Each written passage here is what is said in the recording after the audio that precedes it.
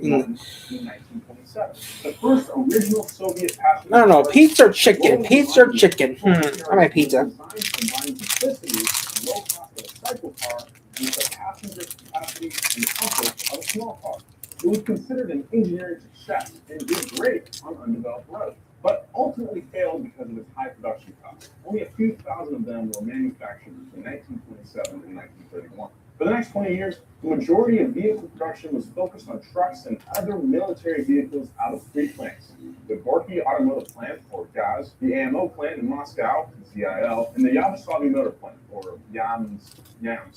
Manufacturing all-wheel drive trucks continued through World War II. All in all, 417,000 heavy trucks were produced. In Soviet Russia, car designs you. Many Soviet car models were basically just communist copies of cars sold in other parts of the world. The car's mechanics were simplified and the brakes and suspension beefed up to survive harsh Soviet roads.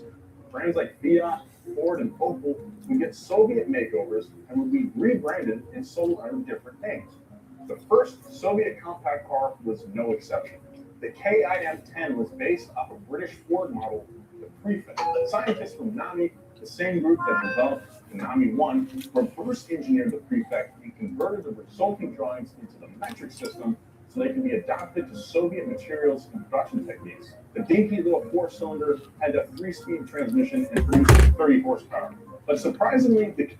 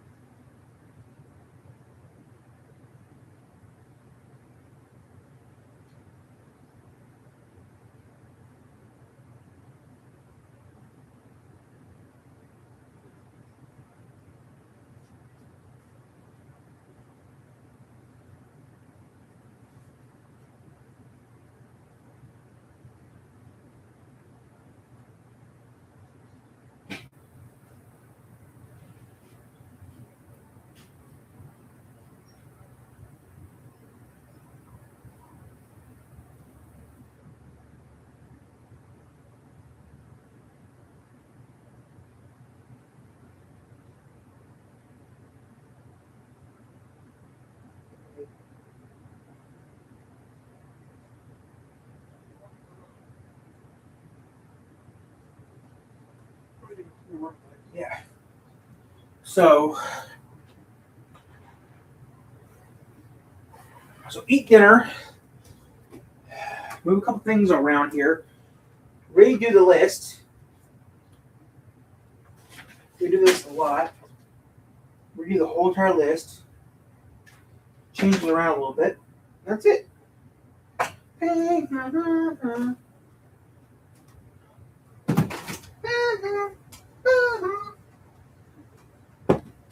Don't have to remove that. Right? That show sucks. No. Would you actually do your own TV show? If I could, I would. But I don't know how long it lasts. KTM's performance wasn't that much different than its British counterpart, and apparently it was actually pretty good for the time, light years ahead of any other car being built in the USSR. Post-war USSR saw massive expansion into the automotive sector. Moskvich, meaning native of Moscow, acquired the entire Opel manufacturing plant in Germany after the Nazi regime fell. The factory, located in the city of Rüsselsheim, was a part of the post-war reparations paid out to the USSR by Germany. In 1947, they rolled out the Moskvich 400, modeled after the Opel Kadett. Soviet soldiers captured a few Opels and brought them back to the motherland. They carefully reverse engineered every component on the car and built their own version of it in Moscow. The Moskvich 400 had a 1.1 liter inline-four containing a sedan, convertible, and even a wood-paneled station wagon for when you're just hanging out with a comrade. Even though the 23 horsepower engine had a 0 to 60 time of 55 seconds, the Moskvich 400 was considered to be the best Soviet car of the time. And by 1952, 100,000 had been produced. Wow. Then I'll say what's important to you is important to us. And right now, what's important to me is not getting in trouble with the staff. The good news is if you have accidents, I wish I could speak Russian your fluently. auto rate won't go up just because of an accident. You Russian? A little bit to us. You guys are real popular at home, man. I'm not losing on Ukrainian. The USSR I'm not losing on Ukrainian. in the 1950s, and production See, skyrocketed. yeah, I'm Ukrainian. And these guys were real popular in the homeland of Ukraine. RFE to a real world. By the late 50s, 600,000 Soviet. There's more nerves in the Holta Bati. There's more nerves in his shal than your Holta Bati has. By their export name, Lada. Back in the 70s, Lada cars were popular because they were reliable, cheap, and easy to fix. The 2101 was designed with help from Fiat and was a more rugged version of the Fiat 124 sedan, which had won 1967 European. You ever heard of Lada? They added I actually owned a Moskvich heavier steel body and a new motor known as the Opel Kadett from the 60s. Engineers took into mind the scarcity of auto repair shops when designing the car, so everything was very basic and super easy to fix, even the interior, because there's nothing in it. While it might have been easy to scoop up a Soviet-made car in other parts of Europe, the process for obtaining one in the Soviet Union It's hard. was a little bit lengthier. During the Cold War, 7 to the 10 average car wait in years. the USSR was 7 to 10 years. Much of this had to do with the scarcity of materials. The Soviet Union prioritized manufacturing of military vehicles over civilian cars. So once all their 57,670 tanks were built, they didn't have much material left over to build cars. Because of this, only 4.5% of people had a car. If you compare that to the U.S. during that same era, that number's pretty low. During this time in the USSR, you couldn't just go to a dealership and buy a car. It all went through your place of work. Trade unions, under jurisdiction of the state, decided how many cars each company got. Then the company decided which workers got a car. But companies would only get a limited amount of cars each year. Real talk, like 4 or 5 cars for 300 workers. So if you wanted a car, which most people did, you had to jump through a lot of hoops to get your early, hard-working hands on one. First, you'd submit a written request to your superiors stating why you wanted one. Then you'd wait around for a year while your background check was processed. Everything from your productivity at work to your attendance at state-sponsored social functions, I'd say communist parties, were taken into account by your superiors. So basically, if you were a member of the Communist Party and an outstanding worker with a range of skills, your chances of getting a car were better than just your average worker. Can you imagine if you were at your company's Christmas party and you could... Let's see. Okay. Where do we...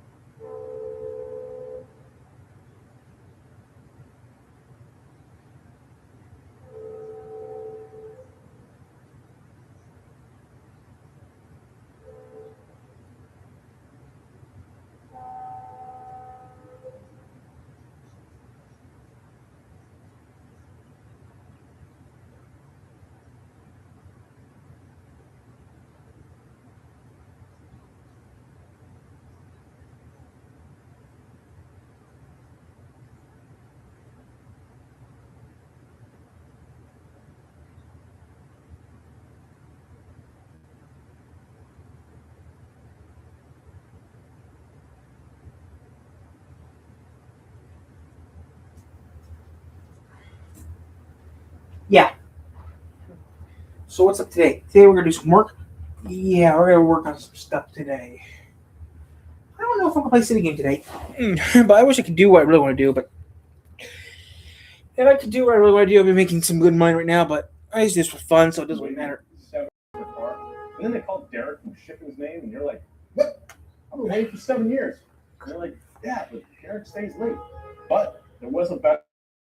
You, the right people, say government officials or trade union leaders, they might be able to get you your car soon. Some officials RuPaul's. but usually meant tacking on an extra 20% of the car's value. Another car that was designed to be easy to maintain was the Trabant 601. Manufactured from 1963 to 1990, they made over 2. Yep, and we know the person owns the Trabant. The 601 was East Germany's people's vehicle, a reaction to the VW Beetle, and came in 5 different trim levels, including a rally car and the Hycomat, designed for people who couldn't use their left leg. If you had a little bit more money to spend, you could get a Volga M21. This executive class car wasn't attainable by any old Soviet. You had to be well connected, a KGB agent, or Yuri Gagarin to drive it. Seriously, this is the car that cosmonaut and first man in space, Yuri Gagarin, drove. Designer Lev Arameo was inspired by American cars like the Chevy Bel Air and Ford Mainline, which is pretty apparent. It was one of many Soviet copycat cars that was borrowed from Western car designs. The M21 came standard with a cigarette lighter and radio, which for the Soviet Union was basically the Hilton. You get to sleep in your car because your house doesn't have any of those things. The base model had a 2.3-liter inline-4, but if you're a KGB agent, you got the secret sauce. KGB and 5.5-liter V8, which had 160 horses, could reach 110 miles an hour. That's pretty fast for 1962. One car you didn't have to be rich or connected to afford was the SNZ microcar, but you did have to be disabled to drive it, though.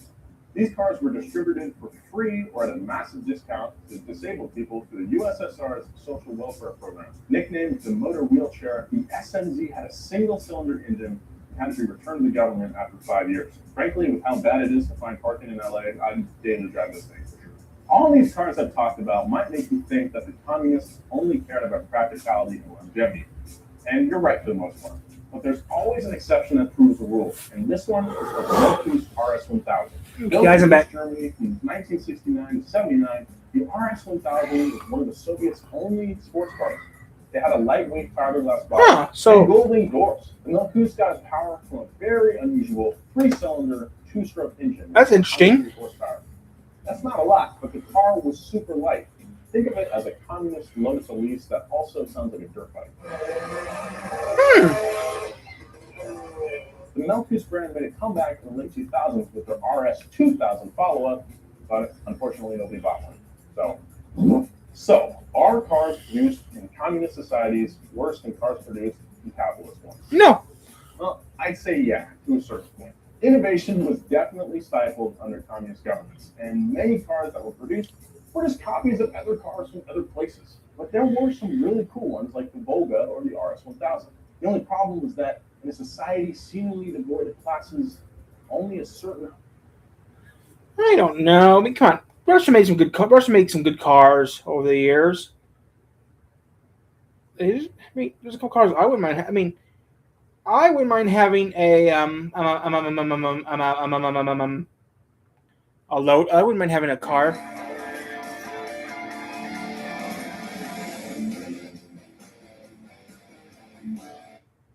In the Soviet... Yeah, I wouldn't mind have a car.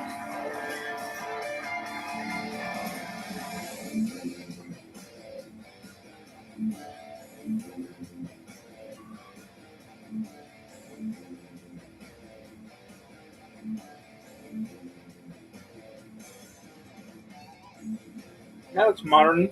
I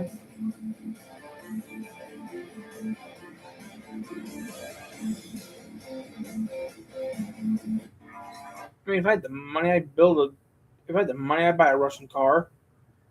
You would? Yeah.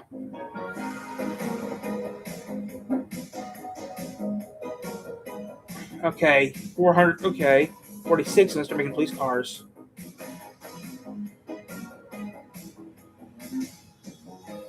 Ooh.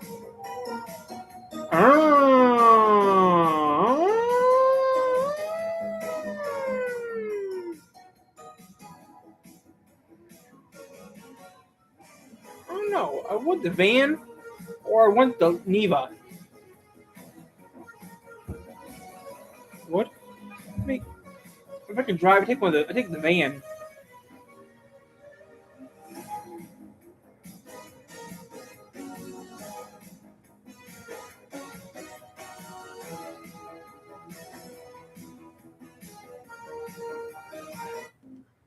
If I had the money, I take the Neva.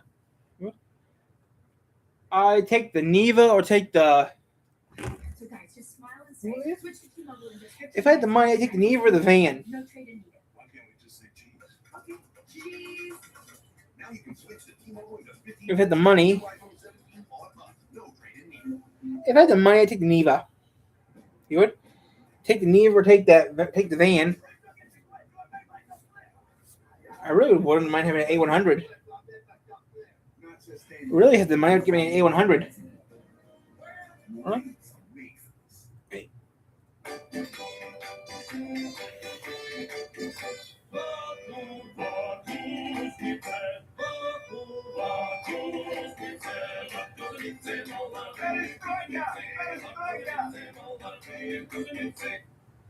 Would you like to have a car? I don't know. I mean, if I had the money, I'd buy. I don't know, buy a K car or buy a Russian. Good. Yeah, buy something crazy.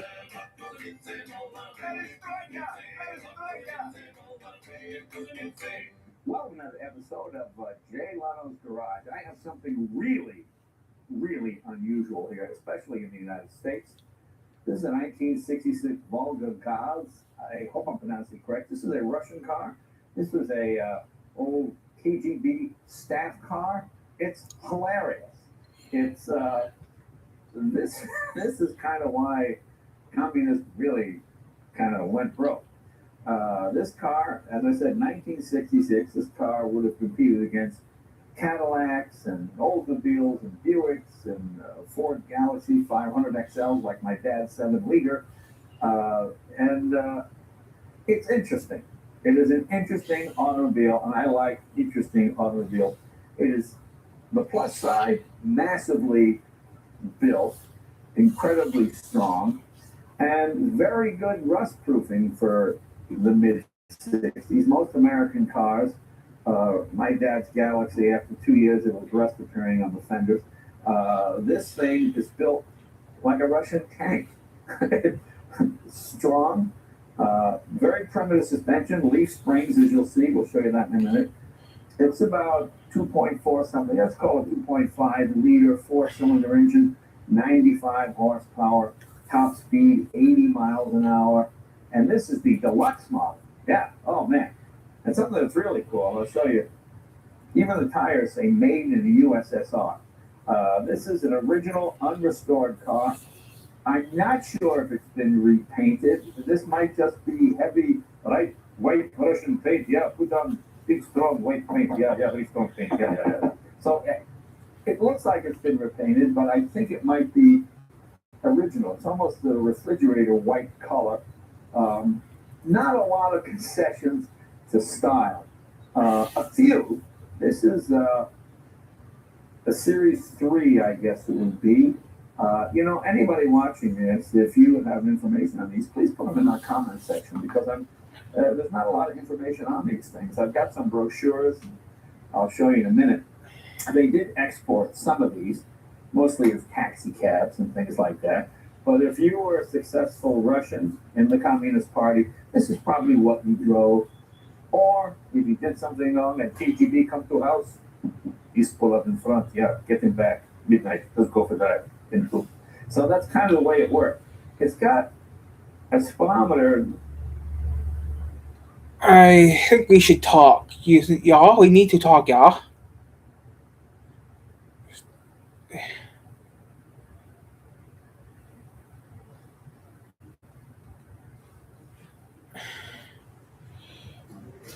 Harbor Freight tools keep getting better with time. Better performance.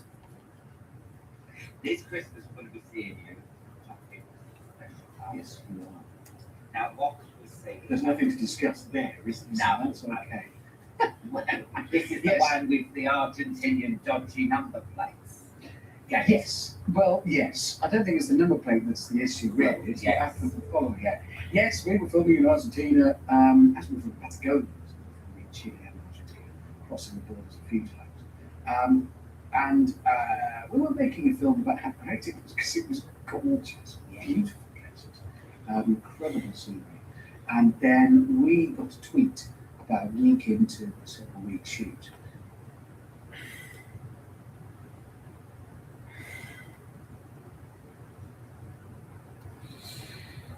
And I showed up in Miami, Florida, and this wonderful Hungarian couple have a warehouse full of Eastern Bloc cars, and I was very briefly in heaven. They had 4 Ladas. You just got rid of the Lada. I took the. I would want the Niva. Yes, I want the Niva. I have an interest in the Eastern Bloc vehicles. Everyone knows this. Everyone that watches my YouTube channel knows this. Now, I've always known that I want a Lada.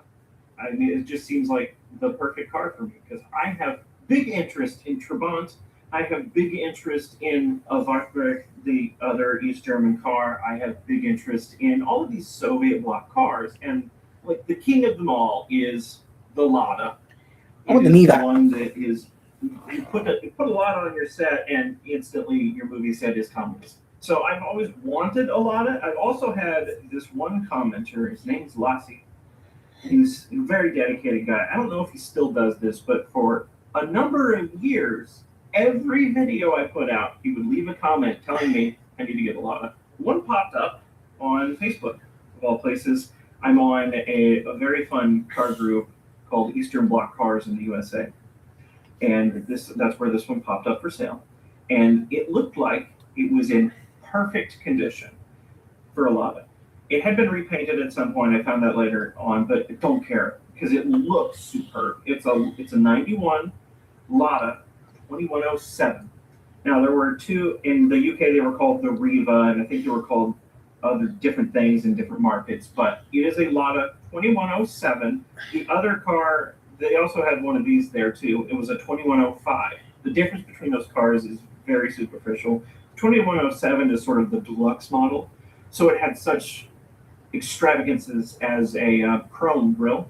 It's slightly higher up, very slightly different shaped hood to encompass this chrome grille. It has headrests, a tachometer, very slightly different design interior that is more upscale. I use Eat my pizza. What should we find if you actually do? I'm going to get listening to it.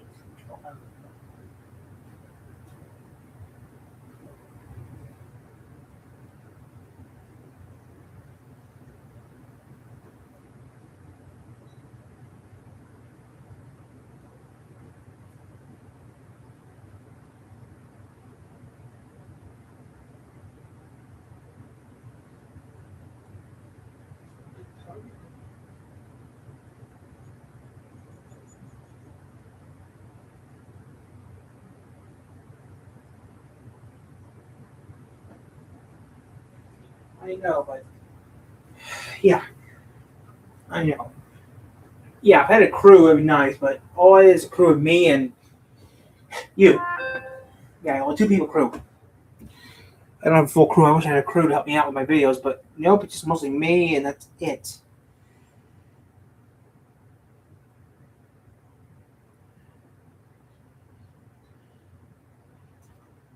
I'm not gonna worry about it.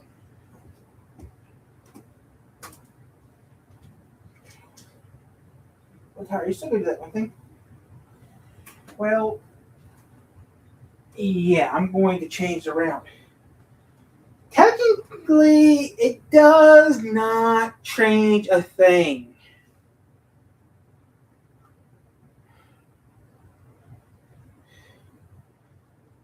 It doesn't. No, it doesn't change a thing. According to what I've been hearing, it doesn't change anything. The list will change. The list is going to change a little bit, but still, according to what I heard, I can still do what I want to do. But I can't talk about what I'm talking. I mean, what my cartoons want to make, we're still going to make the cartoon. I don't care. We're still going to make it. but we'll change it a little bit. Because I got a plan up my sleeve for a cartoon that I never talked about on the channel. And when that cartoon was out, I'm going to have fun with it.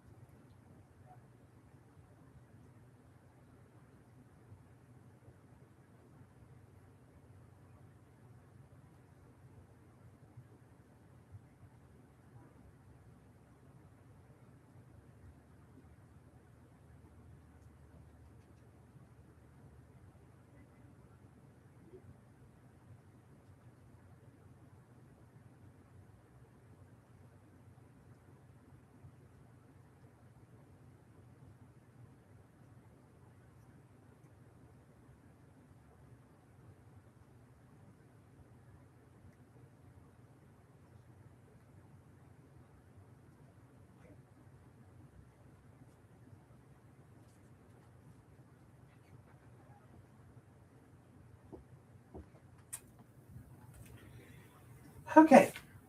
That very loosely. That's the 2107. The 2105 is the basic model that is almost exactly the same. The 2107 started production in, I think, 1983. And it was in production until 2014 in Egypt. Mostly they died off before that. They were even being sold in the UK, and they pulled out. Okay, so not much is really happening today, guys. We're just gonna watch random stuff, eat lunch, and that's it. Eat some dinner, and that's about all we really gotta do today. 9 years ago, he owned A it. few weeks ago, I told you about my new Nissan S. Bring on the If I tell you this, you can do what you really do. Well, I'm working on it, but I think some cartoons might begin. I think I'm gonna work on my cartoon list again and update it because I might need to change the order of cartoons and get rid of some cartoons I'm not gonna make.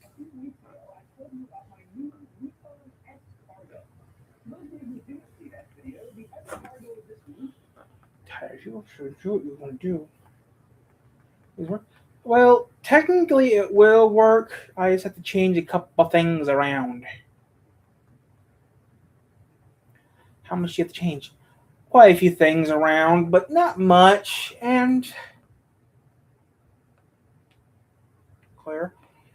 It doesn't really matter if it works out perfectly. If it doesn't work out perfectly, it doesn't really matter. But if I have to, I will be making making one episode of that cartoon. Alright. That'd be a short cartoon, wouldn't it be? That'd be the shortest cartoon you ever made, wouldn't it be? Yeah, it would be. But that would be a good idea for a cartoon. What would be the smallest? That'd be a short cartoon. Would be. Yep, but it would work. It used to be a pilot.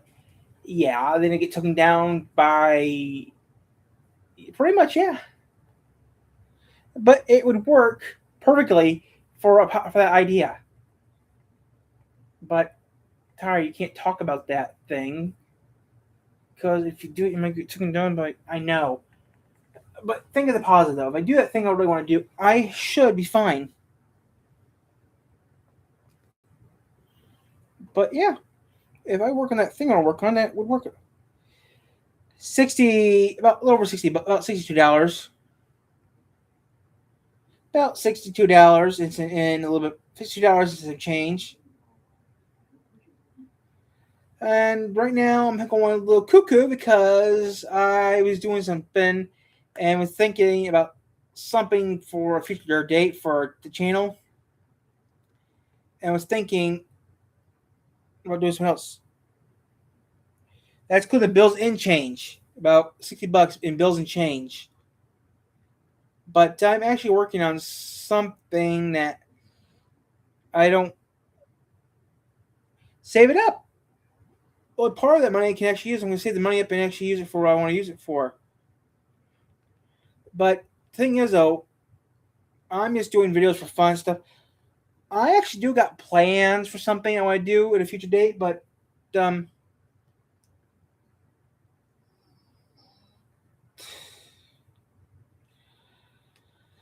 I wish I archived it better. I wish I had more archives of some things, but you know, at least you got some archive. Yeah, I know.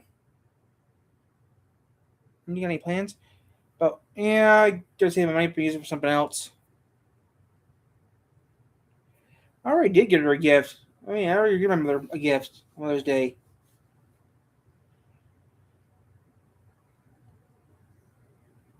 My pizza should be done soon, but I'm gonna eat pizza, then work on something else. Ty, you should do one thing you really want to do. I'm going to.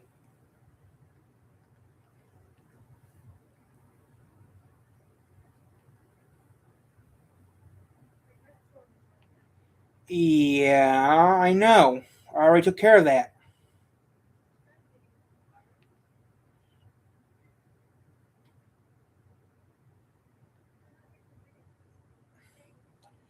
Yeah, the old restaurant called Dad's Place.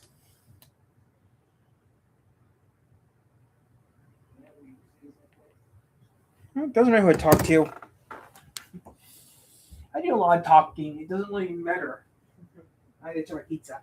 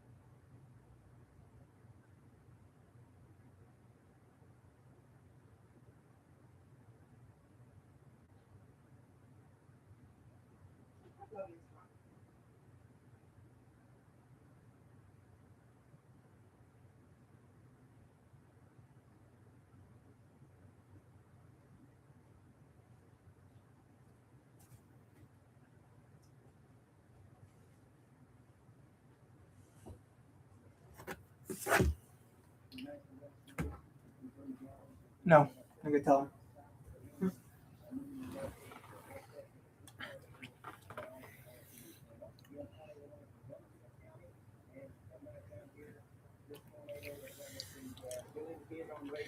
I'm using a webcam. I'm using my computer's webcam. When will do the? I'm using this for fun. Do you really do one thing, Tara? Yeah, I like that one thing, but oh, nope, he's not here yet. No, he's not here today. He's working tonight. Talking to myself. No, he's not here today. He's going to work tonight. He's working tonight, so I don't want to bother him. No, he didn't come tonight. He's working tonight.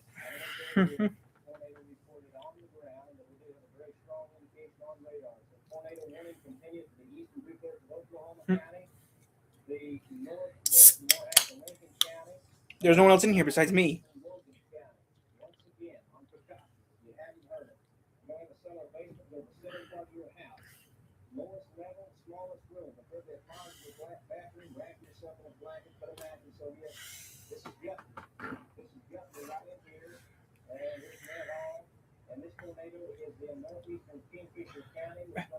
It's 3:40. I'm having dinner. I eat dinner early. I mean, I wake up early. I wake up early, guys. I wake up pretty early in the morning. It's 4 o'clock. It's 3:40. I usually dinner around 2. I eat lunch around 11 o'clock at night. I mean, I usually eat lunch around 11 in the morning, or 10:30, between 10:30 and 11. My schedule's whack.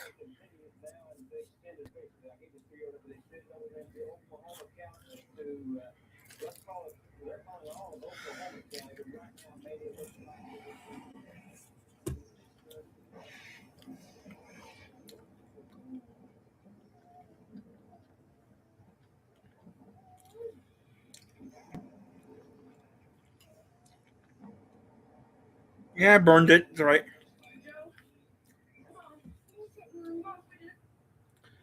I'm going to do the whole video. I wish. I mean, if I make the cartoon, if I ever make my cartoons, it might be silent.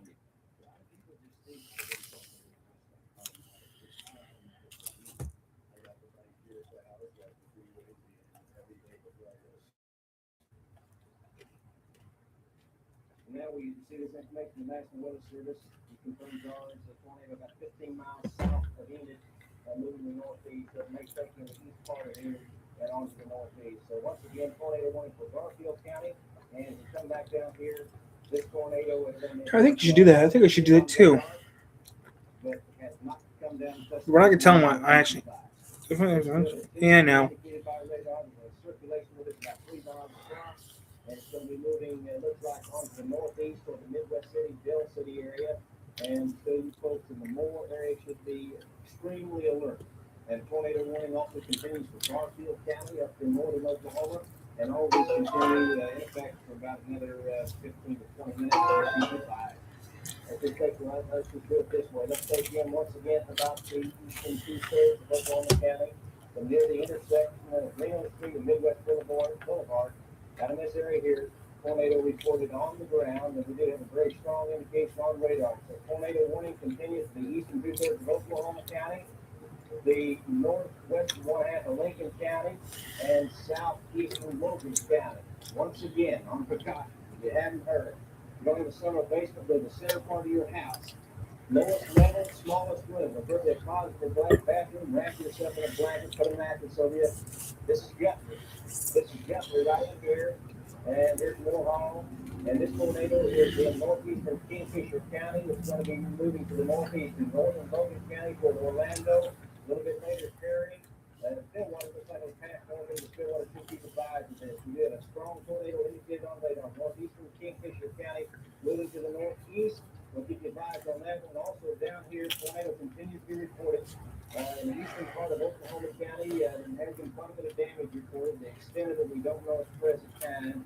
So we're getting, we've got some better reports of tornadoes on the ground, tunnels, and quite a bit of damage. Some winds estimated in excess of 100 miles per hour. Also, can you take a look now at our radar, please? Okay, we're confirmed on this tornado. Let me see it by radar now. There it is, the center of the circle in northeastern Kingfisher County, moving northeastern. Also, I'm just going to say you folks back to the west. A little bit from here, still made.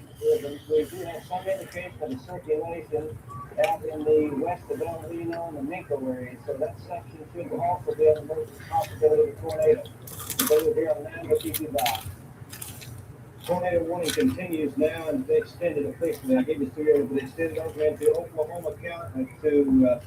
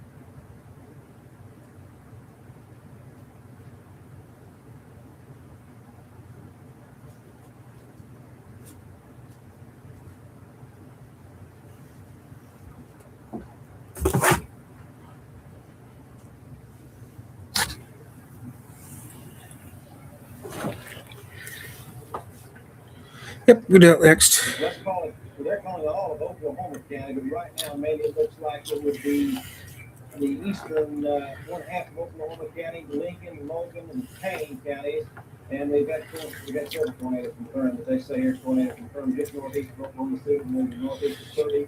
We've had considerable damage reported, and please do not drive into these areas. And don't go out. Okay, look at the radar. Okay, up to the north of this section of Oklahoma County, going up into Lincoln, and also they're extending it up into Logan and Payne County. Now we have a tornado indicated right up here, and that's moving across northern Logan County. Pizza.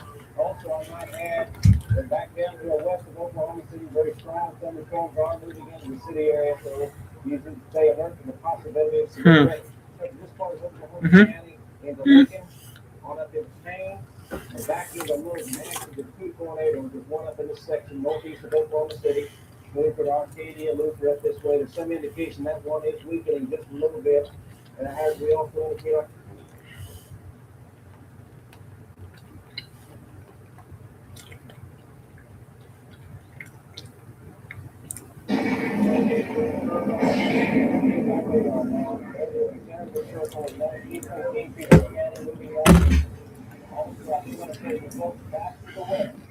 A little bit earlier, tornado warning continues now and they extended officially. I gave it to you that they extended over into Oklahoma County to let's call it. We're calling all of Oklahoma County, but right now maybe it's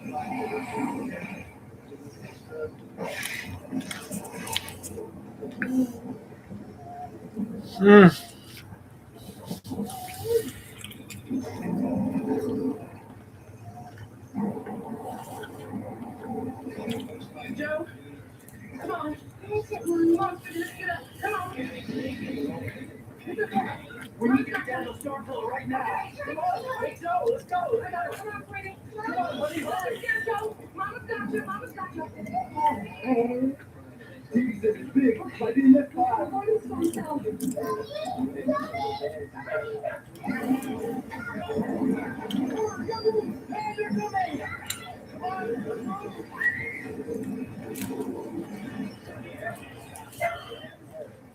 The center basement of the center part of your house.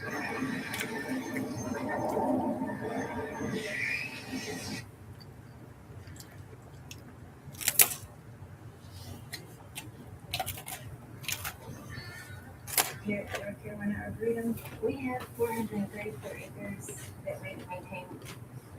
We work hard and then get to see the rewards of what we've done. You take a rich cracker, shrink it, and make a little cheese sandwich packed with boiled pizza flavor. You get Ritz Bits flavored chips. A pizza party you can pump in your mouth. You had me at Ritz.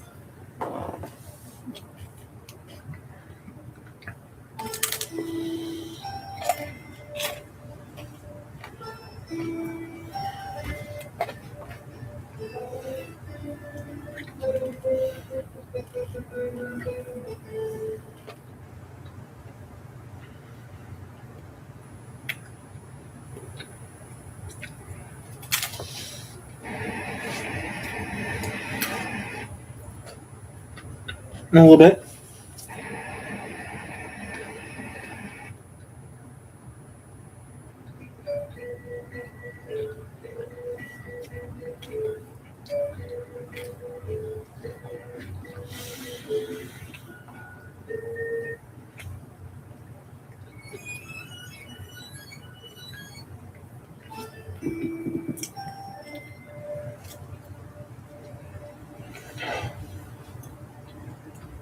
Oh, screw it.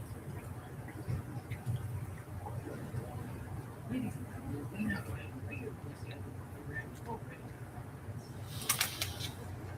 Welcome to the Oddity Hard Drive, the show that never fails to entertain. This is going to be one of those getting back to our roots sort of episodes. I mean, when we first started, our bread and butter was over TV broadcast, books, emergency broadcasting systems, IMOS, and stuff like that. But there's only so many of those topics to discuss. So bearing that in mind, today we're scraping the bottom of the barrel in terms of broadcast minutia. And in case you didn't get all the hints until this point, it's technical difficulties day.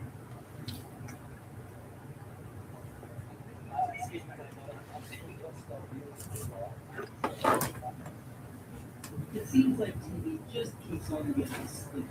It runs better, things rarely ever go wrong, and everything and everyone seems to always be on the same page. And mostly identical. Now, at the risk of sounding like a total lemon, sometimes I kind of miss the end. I definitely miss the local hosts, the live voiceover guys, and the overall less homogenized flavor. And at the risk of sounding like a total geek, I miss the individualized civil defense tests, I miss the broken graphics, I miss stations going off the air at least once a week, and I'm admitting this, but I miss things occasionally that are horribly wrong. So, why is it that we face into the digital world that the Brits seem to have on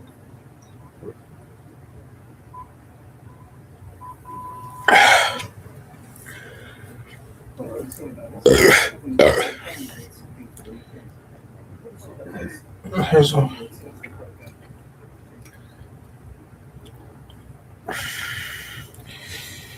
so what are we gonna do?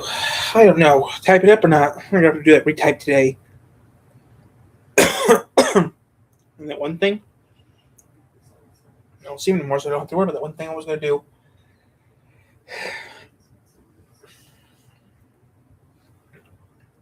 I would love to see that, but I think he's cut. I think he cut that down. I thought.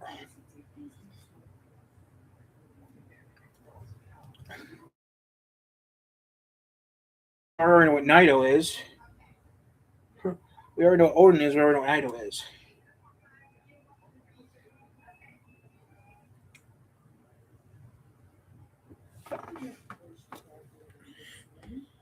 Okay. I'm going to cut this off because it looks like our content's not appropriate.